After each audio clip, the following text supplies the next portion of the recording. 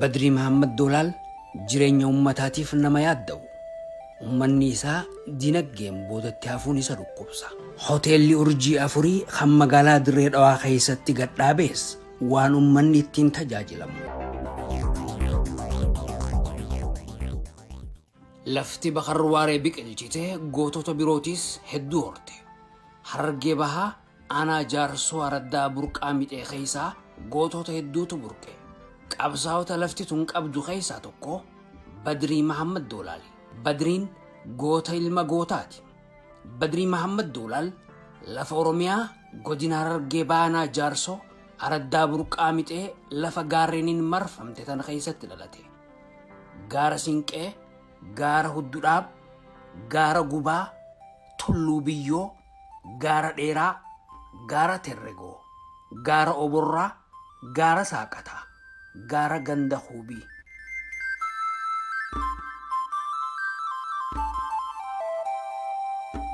أبا إسا قوتا أورميا حاجي محمد دولال أحمدي في حال إسا فاتئ مغان شرورا برخم توقو في إبا سقلي في ترباتا ميجادلتي بدري محمد دولال بدرين أصون دلتين نما أكا مكتوف ديمو تلماممي بدين نما قوسو كبا ورتي بيخن أكو مجان سنتي من منايوتي الترتجي تاريخ عن رابيخ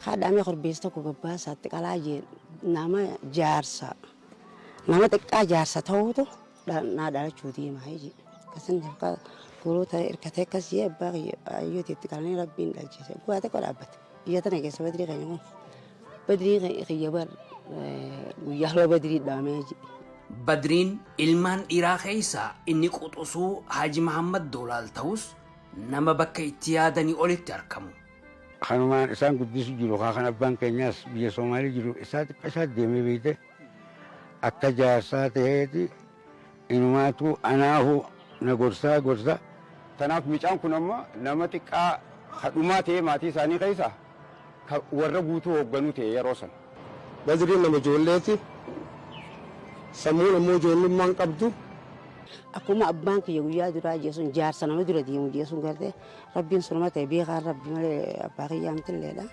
وهم ديادر إيه ركفا mucaan qaamaan xiqqaa hasammuun guddaa kun waan hedduu abbaa isaatirraa dhaale. Akkuma abbaa isaa nama ummataaf yaadu nama namaaf garaa laafu. Ijoollee miidhamtu kanan fadhu yoo taphannu ijoollee namni biraa miidhun fadhu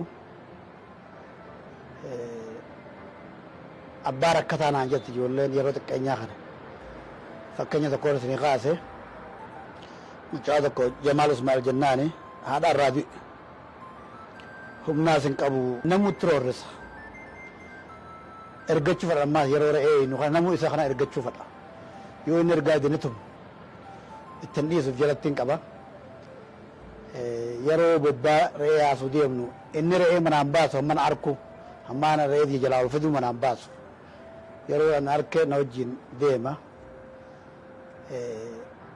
tokko tanii yaadadhu tanaa tan lamadaa yaa'in fadhu ijoollee walloltuun fadhu hammaan dandeetti nagayaan gargar godha ammallee nama gurguddaa jira nama yookaan ijoollee rabbiin kenneef kan haadha teenya fakkaatu abbaa keenya fakkaatu re'een wajji eegu re'ee isaanii bobbaasu isaan kana yookaan caataa jeeniitiin irraa erga fakkeenya tokko ammaa haadha Muusaa Durrii jennaani rabbi ramataa godhuufi ilmaan sadii qabdi sadeen gurguddaa nama eeguuf hin qabdu nu wajji deemti yookaan mana taa'iin jaani yommuu gaara nu dhufte taa'iin jaani. Hojiin kiyya barsiisaadha. Manni barnoota barsiisonni yeroo san maallee inni itti qaxaramne qarshii 182. Kana harka ga'u garuu qarshii 165. Qarshii 100 quubiin deema. Qarshii 65 hafa 65 irraa qarshii 20 fayyaadhaafiin kophaa haya. Waan hafe asbeezaadhaaniin fayyadama. Toora qarshii 35 40 kana. Kana Badriin kun ogguun ani tanaa jiruuti yeroo jalqabaatiif hin fuune dardara. Nyaata kana godhuun beeku ganda shunkurtaa naa ciraniiti xaasaadha fidaa ture. Amma akkaan itti godhee rakkadhu kana na arkeeti obboleessa waan itti jirtu kana arkee naan jee kottuuti nyaata si jechuun godhamu nu hojii nyaadhu naan jee. Inni kun nu keessaan haa argamu malee waan amma keenya inni silaa himachuun nurraa fakkaattuu miti. Haalli inni qabuu fi haalli keenya waan wal fakkaatu mi garagara jechuudha. Akkuma sallallahu alaihi wasallam ergamaa rabbiitu gaa Qureeshuma keessaan argame bakka fadheeni qooqa argamsiisa rabbiin. Badrii Mahammad Doolaal ijoollummaadhaan daldalaa ta'uudhaaf hawwaa ture. Ani yeroon guddadhee buna hedduu lafa guddoo dhaabeen Jabuuti fa'aa geessinee naggaadee ta'anii naggadaa yaada juumataaniin qaba. Kanumaanuu ni taphanna yeroo ijoollummaa kana shaqaxa innee dhahaa akkanatti dhooyne kanamatti dukkaana ijaaruu kana goona. Hawwiin tiyya guddoon lafa masnoo guddoo buna dhaabee naggadu. Badrii Mahammad Doolaal raadiyoodhaan addaan hin bahu. Bakka deemu hundatti sagantaan afaan Oromoo isa dabartu hin jirtu. Dhaggeeffachuu qofaa miti. Xalayaas katabee warra raadiyootiif erga.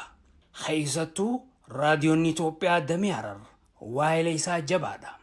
Namni raadiyoo Itoophiyaa damee Harar dhaggeeffatu kan Jaafar Aliitii fi Alfii Abdul Wahaab beeku kan Badrii Mahammad Doolaal hin beeyne hin jiru jechuun ni danda'ama. Badriin waan adda addaa katabee raadiyoodhaaf erga. Mana poostaa dhaquudhaaf hadhee isaa ka'ee hanga Ejersa Gooroo miilaan gara kiiloomeetira 15 deema. Raadiyoon xiqqaa tokko jira.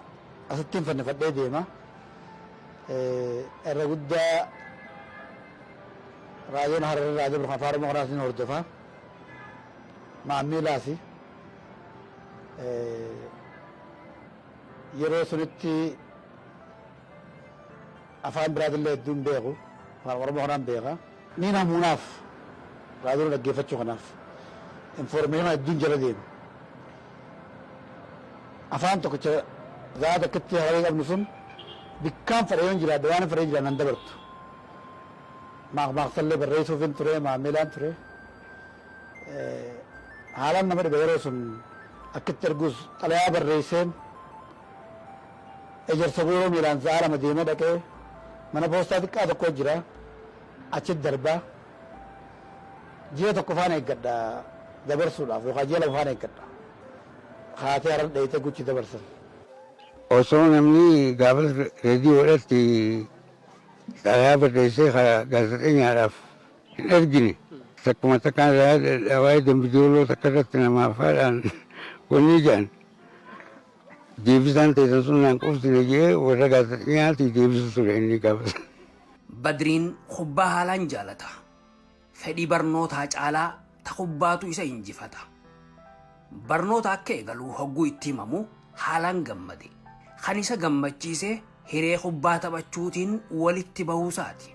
Ni yaadadha toleeraa hundarraa jedhanii wallaggarraa dhufanii mana keenya ta'a. Akkuma abbaa fi gara mana keenya ta'a. Yeroo deemos fudhachuu dhufu Hararii wal arkan Jamaaliin. Obboleeyyan kiyyeenyu seenuu jeen Ibraahim seenuu jeen Ibraahim Badriin seenuu qaba jeen. Lakki warranatti hin dhisanii jeen. Badrii yoo seenuu baatte siin qala jiini Badriin naa himi jeen. Warratti himi jeen. Achirratti toleraan dhufee Jamaal akkana jee Badriin seenuu qaba jee. Ani immoo seenuu niin fedha. Wanni niin fedhuuf mi'a barnootaa beekee osoo hin ta'in kubbaa taphachuu fedha. Warri mana barnootaa seenuu kun achi kubbaa taphachaa oolee nuti ergamaa oolla. Kubbaa sunii jeetiin seenuu barbaade. Niin gammadee keessatti akkasittiin seenee. Mirqaana kubbaatiin barnoota haa eegalu malee barumsaanis warra isa duraa hedduu caale. Barnoota eegalee waggaa tokko keessatti kutaa 2 barate. Takkaaf lama tokko baradhee sadittiin dabree ABCD Ingilish gaafa sadin nama qaraa'isan takka nama qaraa'isan akka ammaa kanatti sababa ABCD barattaniif takka sadii keessaan taa'ee amma amat tokko takkaaf lamaan baradhee amata tokko sadiin baradhee afuraffatti guun dabree ilaa hulaa afur qofaa jira naannoo keenya baadiyyaadha manni barnootaa. Ulaa afran raaguun tokkoffaa ba'ee tarmina Ejersa Goorootiin dabarsan shanitti. Badrii gaaffiin beeku wajjin barachaa turre jechuudha gaafa dargii. Ani waan isa duratti anaa kutaa 3 jiru inni kutaa tokko seene jechuudha boodan. Badriin kun nama uumamumaan sammuu qaraate jechuudha. Nama abshaala. Waggaa tokko keessatti kutaa lama dabre jechuudha kutaa tokkorraa. Anumaan kutaa sadii jiru kutaa afurii wal dhaqabne jechuudha inni simisteeraan dabre. Kutaa afur simisteera diree waggaa kana inni shan dabre jechuudhaas. Akkasittiin beeka nama amala isaatirraa inni nama taligaa tokko jechuudha taligaa. Yeroo mana barnootaatii deemee ooyiruu turu garee takka jaarrateeti akkuma nama barataa osoo hin ta'in akka gabareetiin waa qota. Badriin barnoota isaa haala gaariin itti fufee kutaa jaatti qabxii bareedduu harkatee torbatti dabre. Kutaa torba hogguu seenu garuu barnoota hamilee guddoon barachaa jiru addaan kutuudhaaf dirqame. Hoggunan torba seene obboleessa kiyya Mustafaa Kajaamu rabbi mataa godhuuf kan gandi harka qabu amrii rabbii fuute. Gandii akka malee miidhamanii barnoonni toluuti. Karmaan xiqqaa hojjechuu hin dandeenye kanaaf irraa gandi gaddeebi'e. Badriin qabsoo jireenyaa qofaa miti kan jalqabe. Maatii fi bakka jiraaturraa qabsoo sabaa dhaale. Qabsoo tanaas qubee afaan Oromoo if barsiisuudhaan takka jee. Kitaaba xiqqaa qubee nama barsiisu tokko ifuma harkadhee qubee kana if barsiise. Qabsoo duraa suniin eegale. Ijoollummaa isaa waliin beeku dabtaraan deemu qalama katabu dubbisa shaakalu afaan Oromootiin jechuudha. Afaan Oromoo kan abbaan isaa sun yeroo sun irra wareegame afaan Oromootiin kitaaba afaan Oromoo dubbisuu irratti bakka teessuma ta'anitti afaan Oromoo hordofuu. Badrii Mahammad barreessaa raddaa tahee hojjechaa osoo jiru galgala ammoo fedhii isaatiin qubeef barsiise nama barsiisuu eegale. Qubee barsiisuu eegalee fi baradhee eenyuun barsiisa walduma maatii galgala barsiisuu eegalee gandina fidanii ganama dubraaf dardaraa barsiisuu eegale. Yeroo sun egaa sochiin qabsoona naannoo keenya ni jirti. Daaraktis ta'in daarakti qabsoo sana qoodarraa fudhachaa turre. Haala hedduu akka dargaggeessaatti akka nama guddaatti qoodarraa fudhachaa turre. Yeroo naannoon keenya sun mootota yerootti illee bilisoomte yaada jennu ni qabna. Inni kun isaa barree isaa araddaadhaa ta'ee oduu araddaadhaaf dalagu jiru jechuudha. Kana guyyaa inni barree isaa ta'us namoota sadii hiini wal madaalchisanii inni kun barreeffama isaatiin dura dabree barree isaa araddaa tanaa ta'uu danda'e jechuudha. Osoo kana barsiisu jiru tokko namni waa barreessu afaan Oromootiin wayyiidha. Barreessaa araddaa ta'e jechuudha. Ijoolleewwan xixiqqoo daa'immaniis barnoota bu'uuraa kana yookaan qubee kana barsiisuu irratti nama ariitiidhaan qubee kana dafee isaaf galee baratee ijoollotaas kun asuma mana barnootaa kana yeroo sun firasuuqii yookaan mana hojii gamtaa jedhanii jira artii jala barsiisaa kan ture. Achirraa waajjira barnootaatirraa illee abbaas muummee jedhanii xalayaa ragaatillee ijoollee sun buliitti sirriidhaan baratte dhiyeessee akkasii raafamtuuf taasisaa ture. Aantummaa uummataatiif galgalaa fi ganama wajjin maxxifatee hawaasa keenya barsiisu ganama subii barnoota geessootaaf barsiisa galgala wajji barsiisa. Qabsoo afaan Oromootiin namni akka afaan Oromootiin baratu deeggaru hiriyoota isaa hojii jiran kan dubbisan dandeenye akka inni dubbisu taasisu. Yeruma gabaabduu kanatti kitaabuma xiqqaa tokko kan qubee afaan Oromoo kana si barsiisu. Kana harkatee teggaasuma cheek godhee asitti nama barsiisuu eegale jechuudha. Qubee afaan Oromoo kana. Qubee barsiisuun isaa kun sirna wayyaanee yeroo san biyya bulchaa ture biratti ija shakkiitiin akka laalamu isa godhe. Inni garuu sodaatee barsiisuun dhaabne. Eenyu barsiinjee maaliif barsiisa galgala? Ganama eenyu barsiinjee maaliif barsiisa yaada jiruun rakkaa turanii. Obseetumaan itti fufee haa xiqqaattaa guddatu nama lakkoofsaan baay'eetitu dubbisee barreessuu bare. Nama ummataaf quuqamu ta'uun isaa waa'ee ummataa dalagaa akka godhatu isa goote. Tokkummaa ummataa yaada. Nama akeeka fuulduraa qabu waan ta'eef gurmaa'insa ummataatiif dalaga.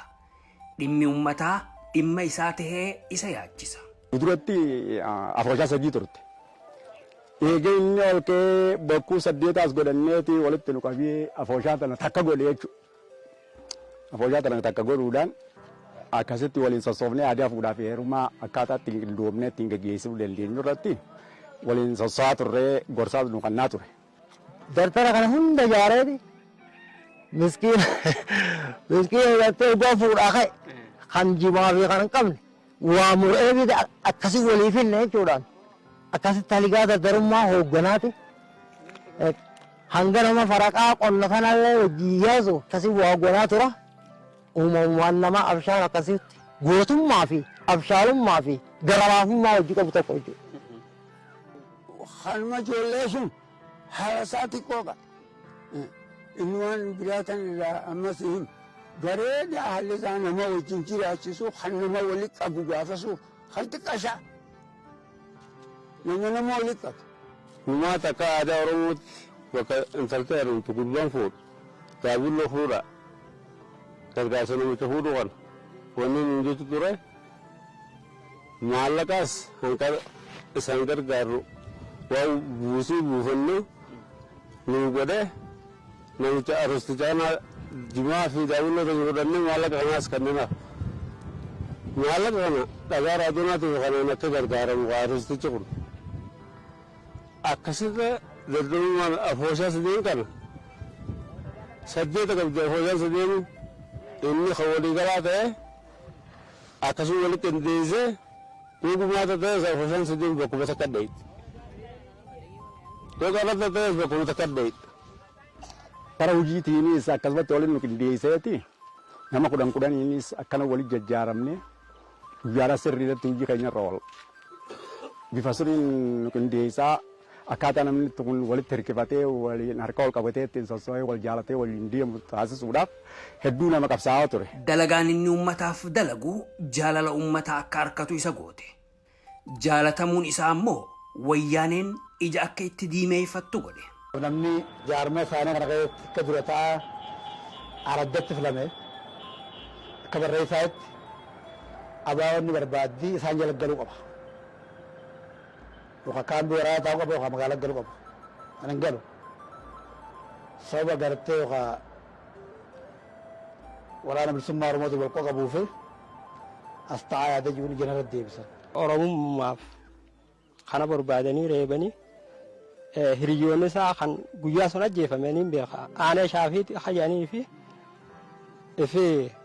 Hadir Usmaan Yusuf kan yeroo sun argama gatan.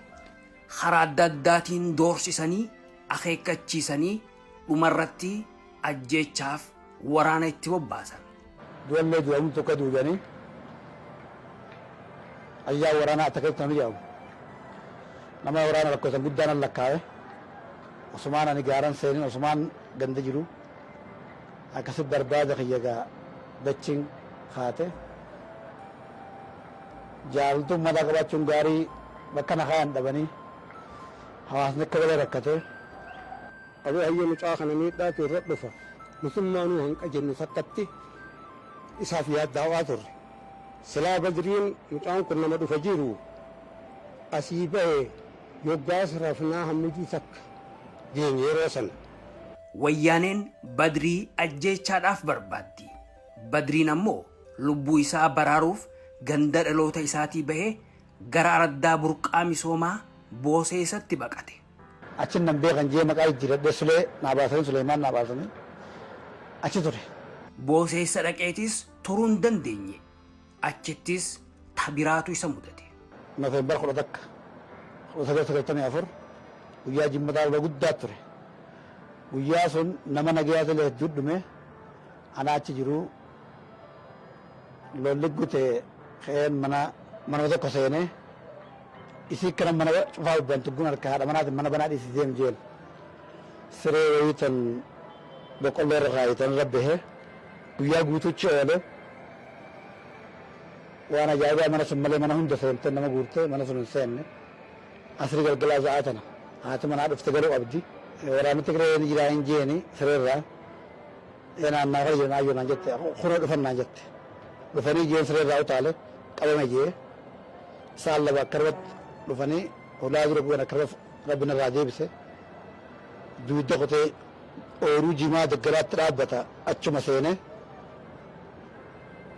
تكو قدمنا هذا ديراتا دبتشا أبدي قرمنا ديم تاركه قلتشو لاف الراهر دي دبتش أونكو دبتش ناتو فوده أكنا ما قرتي لفقنا أولي قلديمو تقرأ كده دبري قند برادك Ganda kanaa bahee khabiraa dhaqus bakka deemu hunda wayyaaneetu jira. خيسما نبي تشانجيني قلقلة كيسما في نمجر هند قوراني قتاجرني قلقلة بام منا نلالني أوروغيث بالله نانجي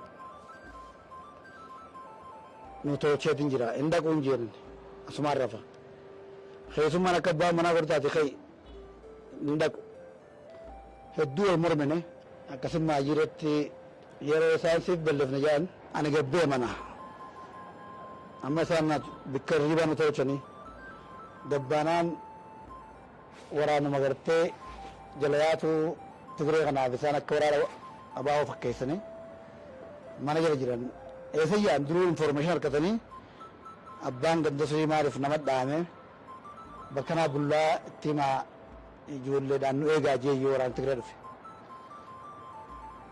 akka waraana bilisummaa Oromoo fakkaatanii keessummaa fi nama bakka namni jiru gorsaa jechuudhaan bakka ta'anii dhaquu jechuun deemaa jiran jechuudha. Ani gabbee harkee bahuuf osoo hin ta'in duudhaaf yoon harka seene waan na jira jecha fiigee jechuudha. Haan dhawanii jee. Achirratti rabbiin bubbee takka fitee boqqolloo walitti kaase nan dhoyne rabbiin gaarumarraa baase anna dhoyne jeetiin murteessee lafatti kufu yoo madhawan jeetumaan fiiga rasaan namaa jechaa jaalaman rasaan dhee kun hedduu gatan namaan nama nyetti hadoodatumaan jira hin kufu sumaan jehu numaan fiiga halkanii akkasitti tosee takka seenee achuma keessa bulee ganamaan kee yeroo birraadha yeroo bishingaa shimbiroo irraa eegani akka nama shimbiroo eeguu ganamaan ooluu tanarraa taanit dabraa hara ganda keenyaaf qaare. Aduu rabbiin halkan godheef kan guyyaan ta'een suniif rabbiin namsee seenyeen guyaase giyaase laa waliinuu naaf noqaa nama kan harkaa qabdeen jeni rabbiin guyaase. Badriin ganda dhaloota isaatii baqatee ganda biraa dhaquus bakka hundatti nagaya harkachuu hin dandeenye. Deemee hadheessatti deebi'e. Hadheessatti deebi'etis tasgabbiidhaan hin teenye. Sodaa du'aatii miti kan tasgabbii isa dhorke. Badriin nama waan boruu yaadu yoo lubbuudhaan ture ummata isaatiif akka waa godhu ni beeka. Kanaaf hamma dandeemetti waan balaarra isa buusurraa if eega. Nama iccitii eegus qoratee adda baafata. Na dhufee asitti guyyaa hayyooti haatee mataan tancimee mateena dhaalte si dhuftee Badriin agarsiisee ani siin jette har'a itti na himuun qabduu naan jee obboleessa hayyoon ta'e kan si gootiin jee uleedhaan isii qaban dura buuteen na fiddi ani hin duuneeyi yoon jiraadhe boru biyya tana wahiin godhaafi yoon deemaaleen isinii godhaayi abdii uumee biraan bula abdii uumee biraan na quba baadhaayi amma si biyya maalee jamaal guyyaa sun hin jiru amma kasi kute oguu inni kute wani ira dhufee jiru saffiyyaa isaanii obboleessa Badriin ijaaniin harkaati sibira jira yani nagarsiise ta'in agarreen jee safiyyaan qotte Jamiilaa dhufe Jamiilaa Badriin obboleessa sibira imanii laayime agarreen jee ni qotte Haji Abdurrasaaq dhufe Haji awo gurbaan tokko sibiraan jiru jeen jiruun agarreen jeen ni qotte amma inni afaan amma ishaayiidhaa kana barsiisaa abbaas dhufe jechuudha. Awo gurbaan sibiraan jiru jeen jiruun jeen niin kuchiisa amma isaa abdi bira buleetu amma abdi gandoolee sun bulchee ganama artirraan akkasi raga kanaan dhufe. Eenyu si dhufee abaluunni dhufe wayii si dhufanii hin dhufnee. Wayyaaneen isa ajjeesuudhaaf barbaaduu hin dhiifne.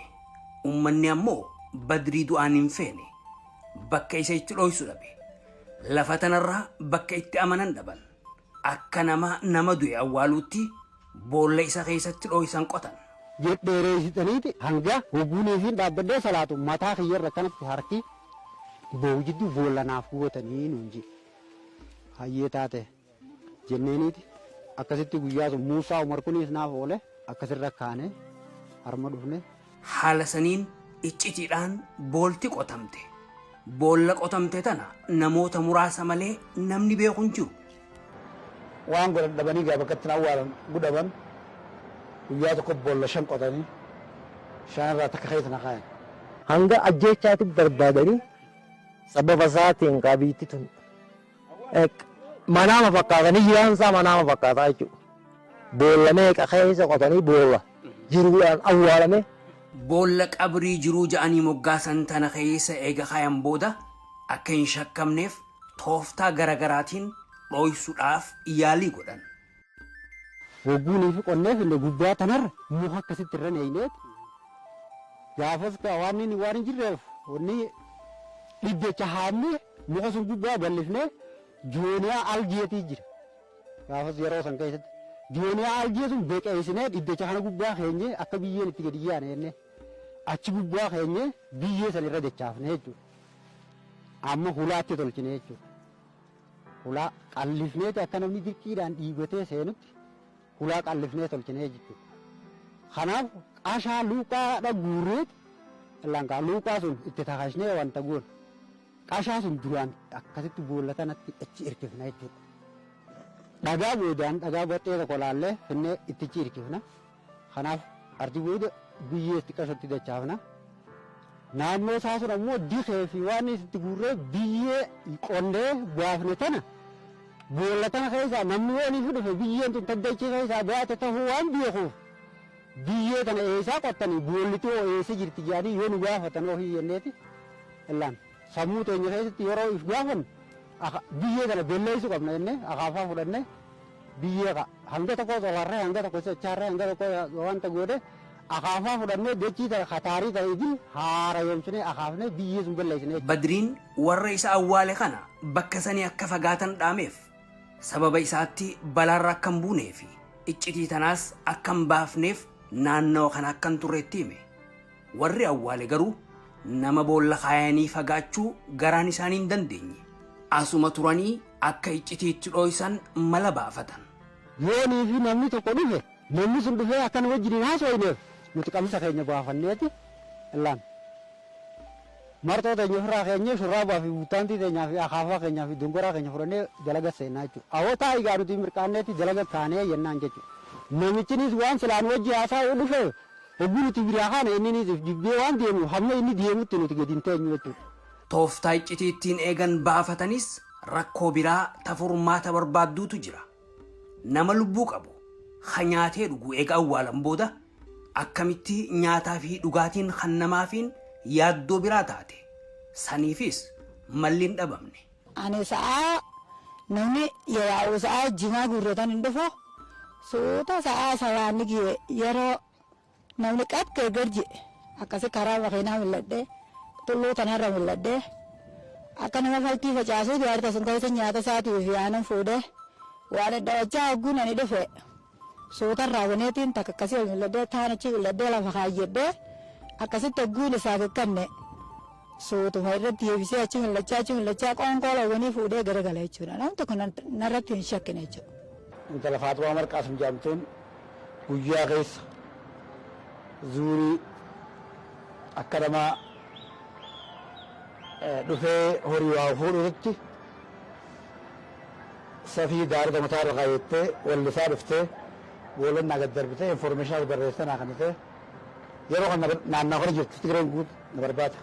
Akkam shaggee bareedduun tala si jaaladhee maltu naa mala. Akkam shaggee bareedduun tala si jaaladhee maltu naa mala. Qubee ittiin barreessitu habarsiisee sisuma. Dhaabbattee wajjin haasa'uuf haalli waan hin mijjooyneef waan jiru katabdee nyaata yeroo fidduutti kanniti.